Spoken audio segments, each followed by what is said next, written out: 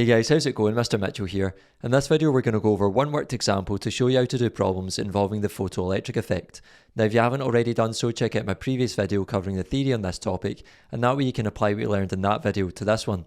So let's get started. So in our one and only example, question 1a, it says to describe the photoelectric effect using a diagram to aid your answer. Well, we can say that in the photoelectric effect, photoelectrons are ejected from the surface of a metal when photons of light with sufficient energy and frequency are instant on the surface. And remember, we need two conditions to be met for the photoelectric effect to take place. So we can say that for photoemission to occur, the instant photons must have an energy greater than the work function of the metal, and the instant photons must have a frequency greater than the threshold frequency. And remember, you need to use a diagram to aid your answer, so your diagram might look something like this, where you've got your metal surface sketched with some electrons shown in the surface. You've then got the photons of light, which are like little wave packets instant on the metal surface, and you can show some of those electrons being emitted from the metal surface. Part B says to explain why the photoelectric effect provides evidence for the particle nature of light. Well, we can say that the photoelectric effect can only be explained when light is thought to behave as particles, i.e. photons, rather than as waves. And that's because we think about the metal surface as absorbing the particles, which are the photons,